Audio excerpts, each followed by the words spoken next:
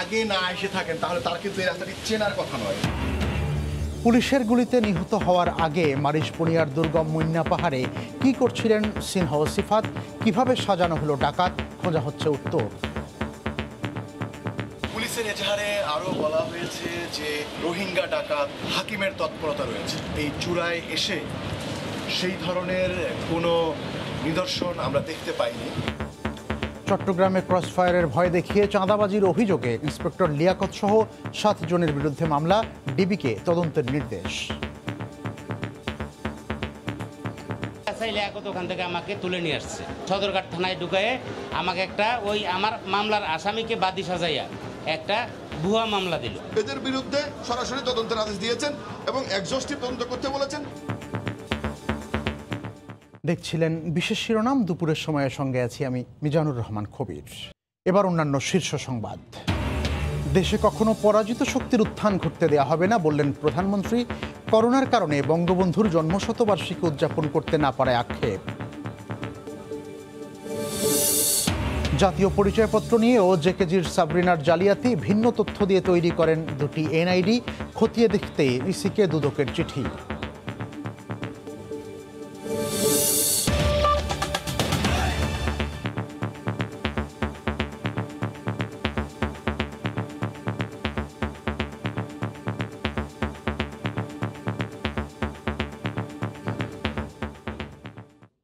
টেকনাফে পুলিশের গুলিতে নিহত হওয়ার আগে মারিশপুনিয়ার মুন্না পাহাড়ে উঠেছিলেন সিনহা ও তার সহকর্মী সিফাত।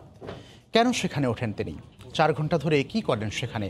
এসব প্রশ্নের উত্তর খুঁজতে দুর্গম সেই পাহাড়ে উঠেছিলেন রিপোর্টার ওমর ফারুক। 31শে জুলাই বিকেল 4টার সময় অবসরপ্রাপ্ত মেজর সিনহা এবং তার সহকর্মী মেরিন ড্রাইভের এই জায়গাটিতে তার গাড়ি রাখেন এবং এরপর যেই পথটি দেখা যাচ্ছে এই পথটি ধরে তিনি বড়ডেল, মাথাভাঙ্গা, সাইক্লোন সেন্টারের পাশ দিয়ে যে রাস্তাটি উঠে গেছে সেই রাস্তাটি দিয়ে মুন্না পাহাড়ে উঠে যান। তিনি যেখান দিয়ে উঠেছিলেন সেখান দিয়ে উঠবে এবং যেখান দিয়ে তিনি নেমেছিলেন সেখান দিয়ে আমরা নেমে আসব। এবং তারা যে বলছেন যে তারা এখানে দৃশ্য ধারণ করতে এসেছিলেন তথ্যচিত্রের জন্য, সেখান থেকে আসলে কি ধরনের দৃশ্য দেখা যেতে পারে সেটিও আমরা দেখব। বড়ডেল সাইক্লোন সেন্টারের পাশ থেকে উঠে অবসরপ্রাপ্ত মেজর সিনহা এবং তার সহকর্মী সিফাত এই রাস্তা ধরে মুন্না পাহাড়ে উঠে যান। মুন্না পাহাড়ে ওঠার যেই রাস্তা আসলে খুবই দুর্গম। কেউ যদি আগে না এসে থাকেন তাহলে তার কিন্তু এই রাস্তাটি চেনার কথা নয়, অথবা তার যদি পরিচিত কেউ এখানে না থেকে থাকেন তাহলেও কিন্তু চেনার কথা নয় যে এখান দিয়ে এই রাস্তাটিতে ওঠা যায়। এখন প্রশ্ন হচ্ছে, সিফাত এবং সিনহা তারা কি প্রায়ই এখানে আসতেন, অথবা কেউ কি তাদেরকে এখানে নিয়ে এসেছিল? এই শিশুর নাম হচ্ছে শহীদুল, সে হচ্ছে এই বড়ডেল মাথাভাঙ্গা ওঠার রাস্তার পাশেই যে মসজিদটি আছে সেখানে তুমি হাফেজি পড়ো। তো ও এই পর্যন্ত সিনহা রাশেদ এবং তার সহকর্মী সিফাতকে নিয়ে এসেছিলেন। অনেকেই প্রশ্ন করেন বিকেল 4টায় উঠে এত সময় সিনহা এবং তার চিত্রগ্রাহক আসলে কি করছিলেন। এই মনোরম দৃশ্য দেখেই আসলে বোঝা যায় যে এখানে ভ্রমণ চিত্র ধারণ করার জন্য ওই সময়টা আসলে যথেষ্ট নয়। আপনি যতক্ষণ থাকবেন ততক্ষণই মনে হবে যে আরও বেশি থাকি, আরও বেশি ছবি তুলি।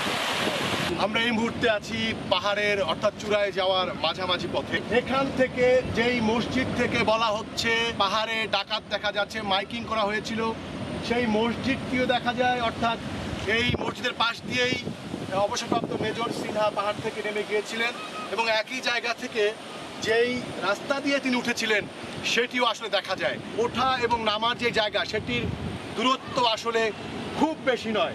আর এই মাঝ পথ থেকেই এই সমুদ্র সৈকতের যে দৃশ্য দেখা যাচ্ছে সেটা কেমন, সেটা আসলে আমরা যে ভিডিও করছি তাতে আসলে পুরোটা ধরা যাচ্ছে না। এখানে না আসলে বোঝাই যাবে না যে এর সৌন্দর্য কেমন আর অবসরপ্রাপ্ত মেজর সিনহা এবং তার সহকর্মী কেন এখানে উঠেছিলেন।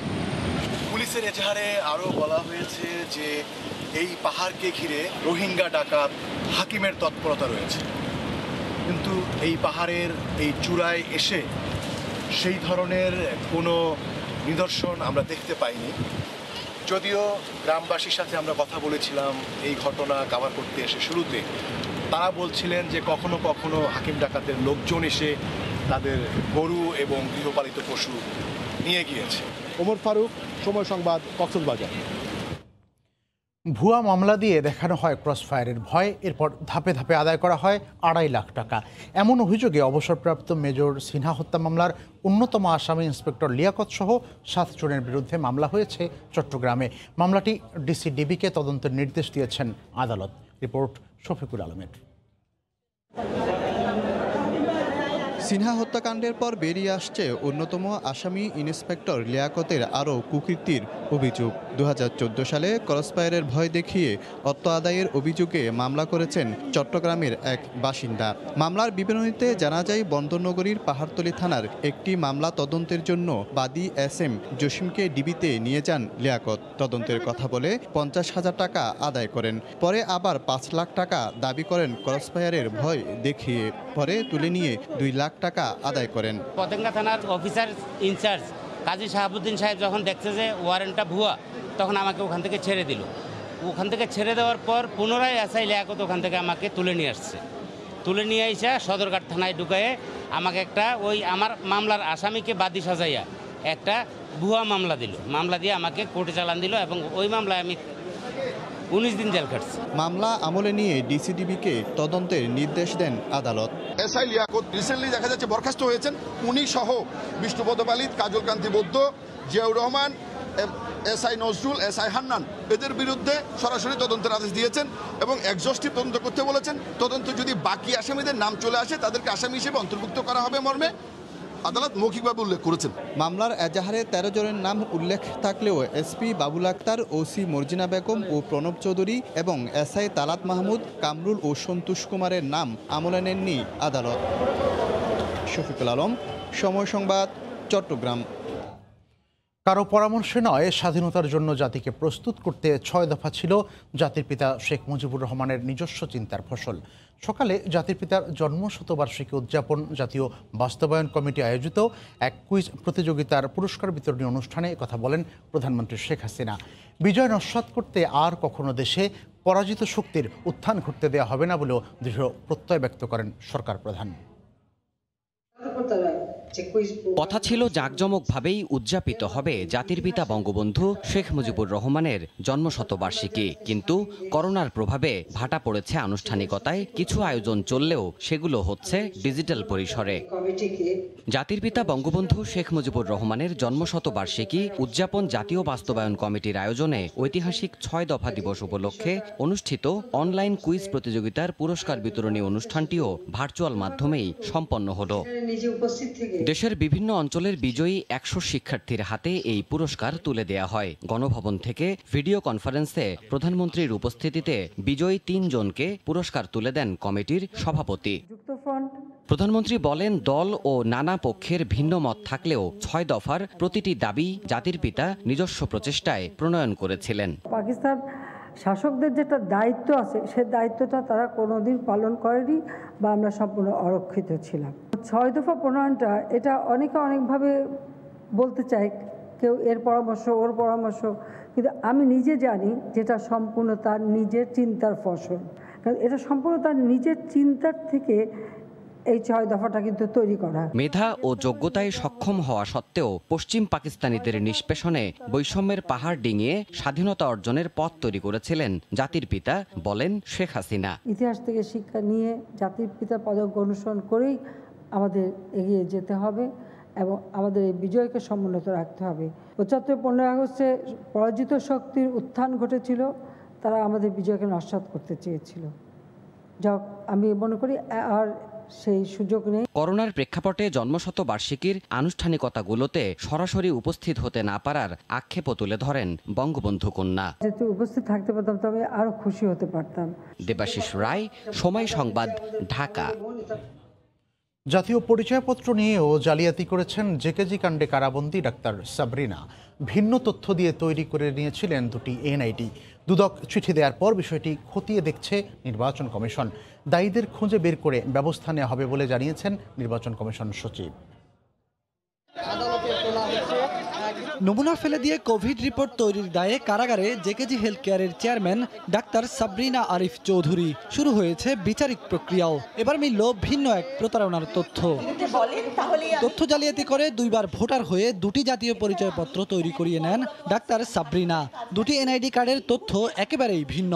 একটিতে মায়ের নামের জায়গায় লেখা রয়েছে কিশোর জেসমিন, অন্যটিতে জেসমিন হোসাইন। একটি কার্ডে তার স্বামীর নাম RH হক, অন্যটিতে আরিফুল চৌধুরী। একটিতে তার জন্মসাল 1978 সাল, 5 বছর কমিয়ে অন্যটিতে দেওয়া হয়েছে 1983 সাল। একটি কার্ডে পেশা ডাক্তার, অন্যটিতে সরকারি চাকুরি। একটি আইডি কার্ডে তার স্থায়ী ও বর্তমান ঠিকানা মোহাম্মদপুর পিসিকালচার হাউজিং সোসাইটি, অন্যটিতে রয়েছে বাড্ডার প্রগতি সরণি। নির্বাচন কমিশনের তথ্য ভান্ডার বলছে সাবরিনা প্রথম আইডি কার্ডটি করেছেন 2016 সালের হালনাগাদে, আর দ্বিতীয় আইডি কার্ডটি রয়েছে নতুন ভোটার তালিকায়। তবে দুটিতেই স্বাক্ষর একই। সাবরিনার একাধিক আইডি কার্ডের নাম্বার দিয়ে নির্বাচন কমিশনকে চিঠি দেয় দুর্নীতি দমন কমিশন। বিষয়টি এখন খতিয়ে দেখছে ইসি। স্বাভাবিকভাবে কেউ দ্বিতীয়বার কার্ড করতে আসলে আঙ্গুলের ছাপে ধরা পড়ে যাওয়ার কথা।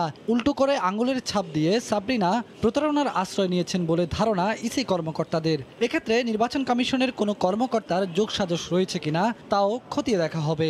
আমাদের কাছে অভিযোগ এসেছে সাবরিনার 2টা আইডি কার্ড সচল আছে। এটা আর একটা অথরিটি আছে, তারা দেখেন এনআইডি ডিজি আছেন, তার একটা আলাদা অর্গানাইজেশন, সেখানে দেখা একটা এর মাধ্যমে প্রজেক্টে সেখানে আমরা পাঠিয়ে দিচ্ছি ওনার কাছে। আমরা বলেছি যে এটা কিভাবে এই 2টা আইডি কার্ড সচল থাকলো তার ব্যাখ্যা এবং এর সাথে সংশ্লিষ্ট দায়ী কারা তাদেরকে চিহ্নিত করে জানানোর জন্য। ভোটার তালিকা আইন 2009 বলছে তথ্য গোপন করে কেউ ভোটার হলে 6 মাসের জেল এবং 2000 টাকা জরিমানার বিধান রয়েছে। বেলায়েত হোসাইন, সময় সংবাদ, ঢাকা। স্বাস্থ্য খাতে দুর্নীতির জন্য অধিদপ্তরের বহুল আলোচিত অফিস সহকারী আফজাল হোসেনের জামিন নামঞ্জুর করে কারাগারে পাঠিয়েছেন আদালত। দুর্নীতি দমন কমিশনের মামলায় সকালে ঢাকা মহানগর দায়রা জজ KM ইমরুল কায়েসের আদালতে আত্মসমর্পণ করে জামিন আবেদন করে আফজাল হোসেন। তবে এর বিরোধিতা করেন দুদকের আইনজীবী। শুনানি শেষে জামিন আবেদন নাকচ করে আফজাল হোসেনকে কারাগারে পাঠানোর আদেশ দেন আদালত। অবৈধ সম্পদ অর্জন, অর্থ পাচারের অভিযোগে গত বছরের 27 জুন আফজাল হোসেনের বিরুদ্ধে 2টি মামলা দায়ের করে দুর্নীতি দমন কমিশন। এর মধ্যে এক মামলায় তার স্ত্রীকেও আসামি করা হয়। মামলা দুটিতে আফজাল দম্পতির বিরুদ্ধে 36 কোটি টাকার অবৈধ সম্পদ অর্জন ও 284 কোটি টাকা পাচারের অভিযোগ আনা হয়।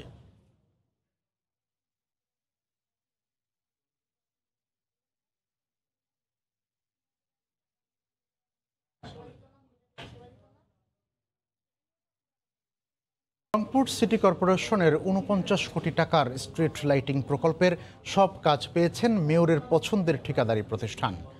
কাজটি পাইয়ে দিতে গোপনীয় অফিসিয়াল স্টেটমেন্ট সরবরাহই শুধু নয়, মেয়রের বিরুদ্ধে টেন্ডারের স্পেসিফিকেশন পাল্টে দেওয়ারও অভিযোগ করেছেন প্রকল্প পরিচালক। নিচু মানের বাল্ব সরবরাহ করে 20 কোটি টাকা হাতিয়ে নিয়েছে অভিযুক্ত ঠিকাদারি প্রতিষ্ঠান। রিপোর্ট রতন সরকারের, ছবি তুলেছেন তারিকুল ইসলাম ও শাকিল মাহমুদ।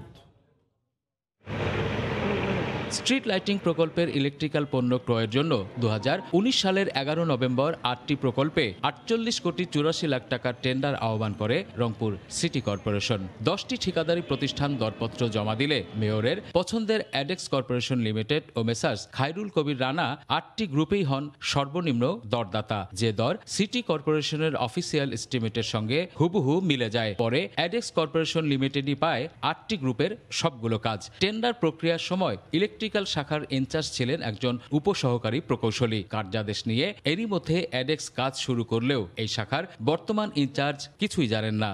আমাদের সমস্ত কিছু হয়েছে এসি স্যার হচ্ছে ডিপার্টমেন্টের হেড, ওনার মাধ্যমে সব কিছু হয়। টেন্ডার হওয়া পর্যন্ত আমি দায়িত্বে ছিলাম, তারপরে হওয়ার পরে স্যারে বলছে যে এটা আপনাকে দেখা লাগবে। আচ্ছা ঠিক আছে স্যার, দেখা লাগলে দেখবো, অতটুকু পর্যন্তই কথা আছে। টেন্ডারের স্পেসিফিকেশনে সুনির্দিষ্টভাবে ইউরোপ, জার্মান ও হল্যান্ডের 30 ওয়াটের বাল্বের উল্লেখ থাকলেও সিটি কর্পোরেশনের তত্ত্বাবধায়ক প্রকৌশলী এমদাদ হোসেনের অভিযোগ তার নিষেধ উপেক্ষা করে টেন্ডারের শর্তে বিকল্প হিসেবে চায়নার এলইডি ভান্স 60 ওয়াটের লাইটের কথা উল্লেখ করেছেন মেয়র। আমি বলছি স্যার এটা আপনি নিতে পারবেন না, কারণ হলো আমার শিডিউলের মধ্যে 36 ওয়াট আছে। কয়েকে এটা আমার কথা আপনি লেখেন, আমি নোটে লিখে দিই। উনি তখন লিখে দিয়েছেন। পুরো ঘটনায় মেয়রের ভাই ও স্ত্রী জড়িত উল্লেখ করে দরপত্রে অংশ নেয়া এক ঠিকাদার দুর্নীতি দমন কমিশনে অভিযোগ দায়ের করেছেন। অভিযোগের পাশাপাশি সিটি কর্পোরেশনে পরিবারের কারও জড়িত থাকার কথা জোর গলায় অস্বীকার করেন মেয়র। রংপুর সিটি কর্পোরেশন সম্পর্কিত কোনো বিষয়ে আমার কোনো আত্মীয় স্বজনের কোনো ইন্টারফেয়ার নাই। টেন্ডার প্রক্রিয়াতেই ঠিকাদারকে অন্তত 20 কোটি টাকা লাভের সুযোগ করে দেওয়া হয়েছে বলে দাবি করেছেন অভিযোগকারী। রতন সরকার, সময় সংবাদ, রংপুর। শুধু গ্রামের পর গ্রাম নয়, আগ্রাসী পদ্মায় বিলীন হয়ে গেছে মুন্সিগঞ্জের লৌহজং উপজেলার হেক্টরের পর হেক্টর ফসলি জমিও। ১৫০০-এর বেশি কৃষি পরিবারের অধিকাংশই ক্ষতিগ্রস্ত। জমি জমা বাড়িঘর হারিয়ে বিপর্যস্ত পরিবারগুলো। ভোজগাঁও গ্রামের রহিমা বেগম। পদ্মা দিনের পর দিন গিলেছে 15 বিঘা জমি আর বিশাল বাড়ি চত্বর। দোতলা ঘরটি নিয়ে কোনো মতে উঠেছেন উত্তর দিঘলি গ্রামে। এখানেও একেবারে কাছে চলে এসেছে পদ্মা। সব হারিয়ে 7টা গরু বাছুরি একমাত্র বেঁচে থাকার সম্বল। তাই এত অসহায়ত্বের মধ্যেও যত্নের কমতি নেই। ব্যাঙ্গাচুরা যাম, টাকা নাই, ঘরে খাদ্য নাই, পোলা মানুষকে কি কেমনে যাম, গাঙ্গে তার বাচ্চা দিতেন না। রহিমার মতো শত শত কৃষক কৃষানি বিপদগ্রস্ত। শীতের আগাম ফসল নিয়ে নয়, ব্যস্ত বাড়িঘর ভেঙে নিয়ে অনিশ্চিত গন্তব্যে যাওয়ার জন্য। আমরা সর্বহারা, জায়গা জমি সব গেছে নদীতে। বেল গাছ, আম গাছ, জাম গাছ, কাঁঠাল গাছ সব থুয়া নদীর ভাঙনে যাইতেছি। এ অবস্থায় ক্ষতিগ্রস্ত কৃষি পরিবারগুলোকে পুনর্বাসন সহ প্রণোদনার আওতায় আনার কথা জানায় কৃষি বিভাগ। লৌহজংয়ের যে শস্য ভাণ্ডার ছিল, বিভিন্ন বৈচিত্র্য ফসল, যেহেতু নদী গর্ভে বিলীন হয়েছে, আমরা আসলে পরবর্তীতে এই কৃষি কার্যক্রমটা এইভাবে চালাতে পারবো কিনা, এটা নিয়ে আমরা এখন চিন্তায় আছি। কৃষি বিভাগ বলছে ভাঙনের কারণে আগামী মৌসুমে অন্তত ৭,০০০ টন খাদ্যশস্য উৎপাদন কম হবে। সময় সংবাদ, মুন্সিগঞ্জ। বৈরী আবহাওয়ার কারণে বরিশালের অভ্যন্তরীণ 12টি রুটে লঞ্চ চলাচল বন্ধ ঘোষণা করেছে বিআইডব্লিউটিএ। বন্দর কর্তৃপক্ষ জানায় বর্তমানে 2 নম্বর সতর্ক সংকেত দেখানো হচ্ছে। নদীর পানি বৃদ্ধি পাওয়ায় এবং বৈরী আবহাওয়ার কারণে যে কোনো দুর্ঘটনা এড়াতে বরিশালের অভ্যন্তরীণ রুটে লঞ্চ চলাচলে এই নিষেধাজ্ঞা দেওয়া হলো। পরবর্তী নির্দেশ না দেওয়া পর্যন্ত লঞ্চ চলাচল বন্ধ রাখতে বলা হয়েছে। তবে বরিশাল ঢাকা রুটের লঞ্চ চলাচল অব্যাহত থাকবে। এদিকে লঞ্চ চলাচল বন্ধ থাকায় বিপাকে পড়েছেন বিভিন্ন রুটের সাধারণ যাত্রীরা।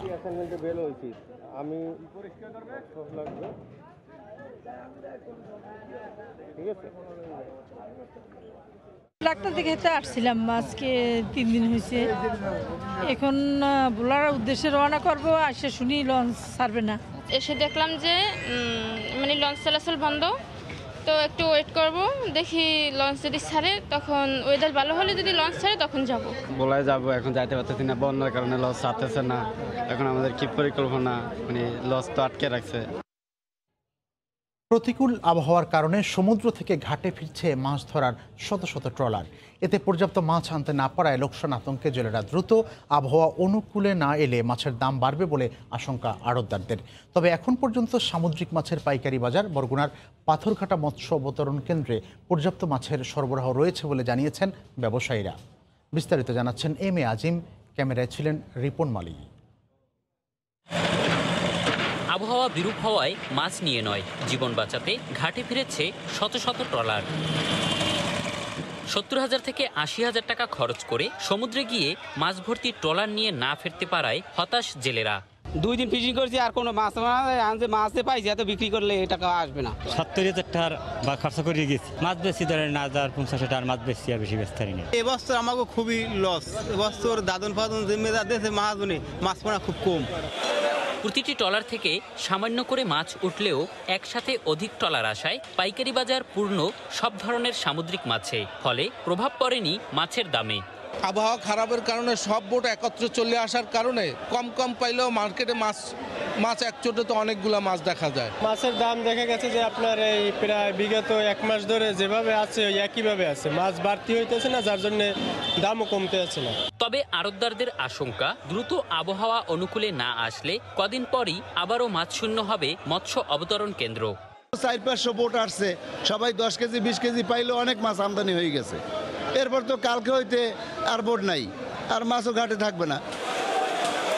বর্তমানে 1 কেজি ওজনের ইলিশের মন 40,000 থেকে 42,000 টাকা, আর 700 থেকে 800 গ্রাম ওজনের ইলিশ বিক্রি হচ্ছে 30,000 থেকে 35,000 টাকায়। এম এ আজিম, সময় সংবাদ, বরগুনা। গেল কয়েক বছর ধরে মিথ্যা ঘোষণায় শুল্ক ফাঁকি দিয়ে পণ্য আমদানির প্রবণতা বেড়েছে বেনাপোল স্থলবন্দরে। এতে কমেছে রাজস্ব আদায়। স্থলবন্দর কর্তৃপক্ষের হিসেব মতে 2017-18 থেকে 2019-20 অর্থ বছরে জাতীয় রাজস্ব বোর্ডের লক্ষ্যমাত্রার চেয়ে 4,701 কোটি টাকা রাজস্ব কম আদায় হয়েছে। অন্যদিকে হিলি স্থলবন্দর দিয়ে ভারত থেকে পণ্য আমদানি রপ্তানি চলছে পুরোদমে, বেড়েছে রাজস্ব আদায়ও। জেলা প্রতিনিধিদের পাঠানো তথ্য ছবি নিয়ে রিপোর্ট। স্বাস্থ্যবিধি মেনে মোংলা বন্দরে চলছে কন্টেইনার ওঠানামা। 2020-21 অর্থ বছরের প্রথম মাস জুলাই থেকে এখন পর্যন্ত আমদানি রপ্তানির কাজে 69টি জাহাজ এই বন্দরে ভিড়েছে। এছাড়া আরও 1000 জাহাজ চলাচল করতে পারে বলে আশা করছেন বন্দর কর্তৃপক্ষ।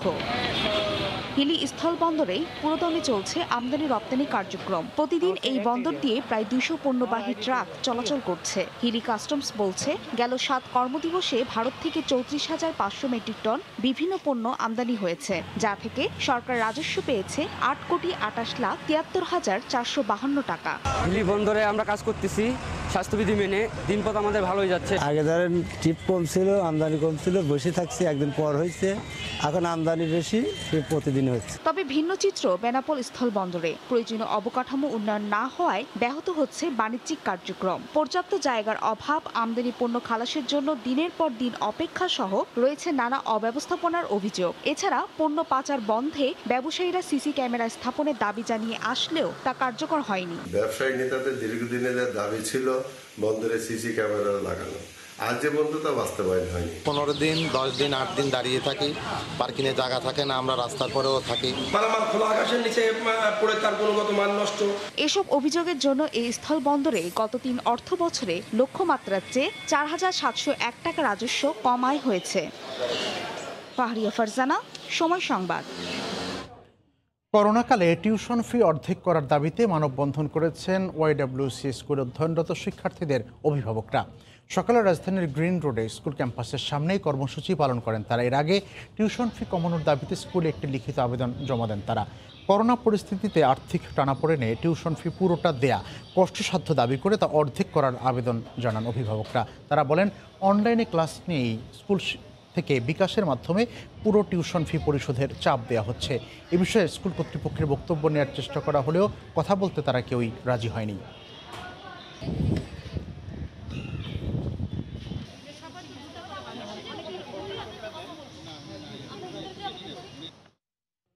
দুপুরের সময়ের শীর্ষ সংবাদ জানিয়ে দেব আরেকবার। কেউ যদি আগে না এসে থাকেন তাহলে তার কিন্তু এই রাস্তাটি চেনার কথা নয়। সিনহাকে কিভাবে সাজানো হলো ডাকাত, খোঁজা হচ্ছে উত্তর। চট্টগ্রামে ক্রসফায়ারের ভয়ে দেখিয়ে চাঁদাবাজির অভিযোগে ইন্সপেক্টর লিয়াকত সহ 7 জনের বিরুদ্ধে মামলা। দেশে কখনো পরাজিত শক্তির উত্থান ঘটতে দেওয়া হবে না বললেন প্রধানমন্ত্রী। করোনার কারণে বঙ্গবন্ধুর জন্মশতবার্ষিকী উদযাপন করতে না পারায় আক্ষেপ। এবং স্বাস্থ্য খাতের দুর্নীতির জন্য আলোচিত অফিস সহকারী আফজাল কারাগারে, বাড়ি ভাড়া নিয়ে প্রতারণার মামলায় 6 দিনের রিমান্ডের এজেন্টের শাহেদ।